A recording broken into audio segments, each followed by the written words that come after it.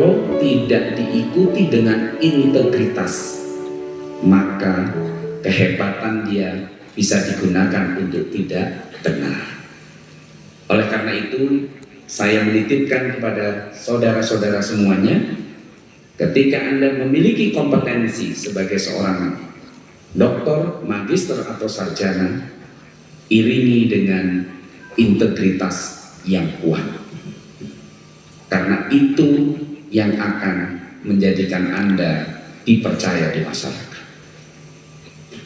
Pelukis tadi akhirnya tidak dipercaya, bahkan ditangkap oleh penegak hukum karena tidak memiliki integritas. Cerita yang kedua, ini cerita nyata. Ada seorang anak muda sekali, dia menjadi peneliti tamu di salah satu perguruan tinggi ternama di Jepang. Orang Indonesia. Dia berangkat sebetulnya menggantikan temannya karena temannya itu sedang hamil. Yang seharusnya berangkat karena hamil tuas sehingga dia tidak jadi berangkat. Kemudian dia datang di kampus ternama tersebut menjadi peneliti tamu selama 3 bulan. Karena keinginan yang kuat, seorang peneliti muda tersebut datang jam 7 pagi dan pulang jam 11 malam. Terus dilakukan sehingga dia berhasil mendapatkan data-data penelitian yang luar biasa. Itu dilakukan terus-menerus, ya. Profesornya itu datang sekitar jam 8, jam 9 malam pulang. Peneliti muda ini selalu seperti itu, ya, terus. Kemudian dia hanya berpikir menggantikan dalam 1 kali saja. Tapi begitu pulang ke Indonesia, manajer risetnya, pimpinan proyek kerjasamanya itu mendapatkan email pada saat itu mendapatkan email dari profesor di salah satu perguruan tinggi ternama tersebut. Dia katakan, untuk pengiriman peneliti muda selanjutnya, saya hanya ingin peneliti muda tersebut. Dan itu akhirnya berlangsung sampai proyek selesai. Jadi seorang peneliti muda yang hanya sebagai pengganti awalnya, akhirnya dipanggil terus-menerus. Karena apa? Karena rupanya peneliti muda tersebut memiliki hasil yang baik berkat kerja kerasnya. Maka satu hal yang saya ingin sampaikan kepada saudara-saudara, kalau Anda ingin mendapatkan hasil yang terbaik, tidak usah ingin dilihat siapapun. Untuk kepentingan Anda sendiri, bekerja dengan keras nanti di tengah-tengah masyarakat atau di lingkungan kerja Anda, maka yakinlah itu akan mendapatkan imbalan yang setimpal. Man jada wajada, barang siapa yang bersungguh-sungguh pasti dia memanen hasil. Yang ketiga, ini satu cerita nyata juga. Ada seorang mahasiswa S1 pada tempo dulu,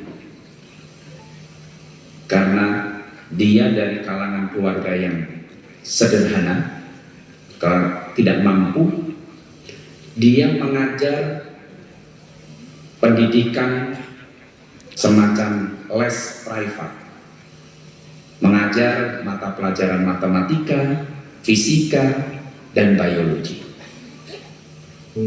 Kebetulan dia mengajar, salah satu anak yang diajar itu adalah anak seorang dokter.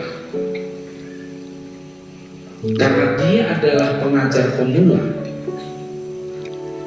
maka bayaran berapapun diterima. Satu hari, orang tua daripada muridnya, pas pada saat dia mengajar, itu ingin pergi. Kemudian mahasiswa S1 yang menjadi guru privat ini diajak bersama dan akan diantarkan ke tempat kosnya. Kemudian diantar. Berhentilah dia di depan sebuah masjid. Lalu ditanya, "Mana kos Anda?" "Di sini, Pak. Di masjid inilah saya indekos." Yang ingin saya sampaikan, banyak orang itu malu dengan kondisinya.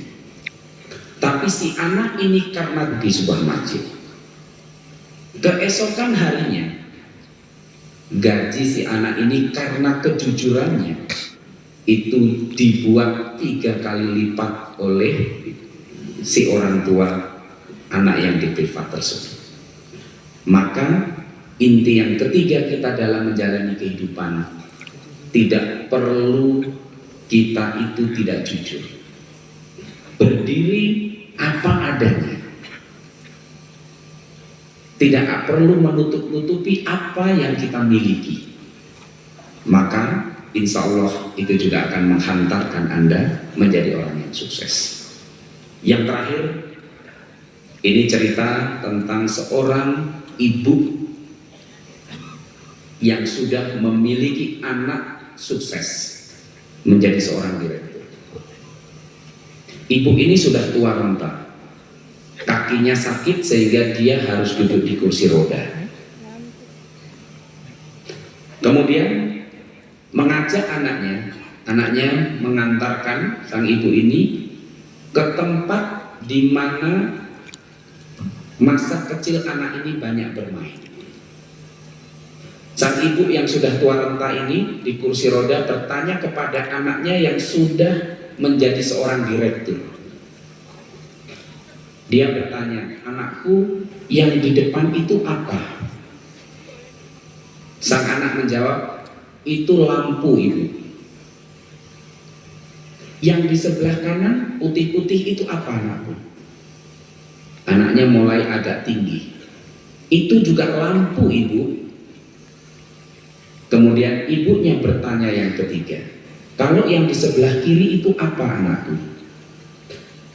Anaknya mulai emosi. Dia katakan, "Itu juga lampu, Ibu." "Ibu ini bagaimana ya?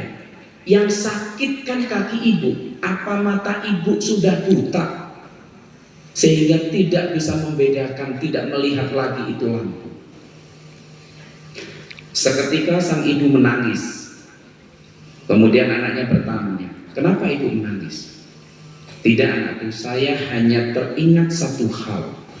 Dulu di tempat ini, semasa kamu kecil, kamu selalu bertanya kepada Ibu, 'Ibu itu apa?' Ibu selalu menjawab, 'Itu lampu, sayang.' Kamu bertanya yang kedua kali, 'Ibu itu apa?' 'Itu lampu, sayang.' Kamu terus mengulangi pertanyaanmu lebih dari 10 kali dan Ibu selalu menjawab, 'Itu lampu,' dan disertai dengan kata terakhir, 'sayang.' Itulah orang tua, saudara-saudara. Dia tidak pernah putus kasih sayangnya untuk anak-anaknya. Apalagi seorang ibu mengandung, melahirkan, membesarkan, dan selalu mengharap dan mendoakan anaknya sukses. Jadi kalau saudara-saudara sekarang ada yang sudah sukses, atau saudara-saudara nanti menjadi orang yang sukses, jangan pernah durhaka atau melupakan jasa kedua orang tua, terutama ibu saudara-saudara.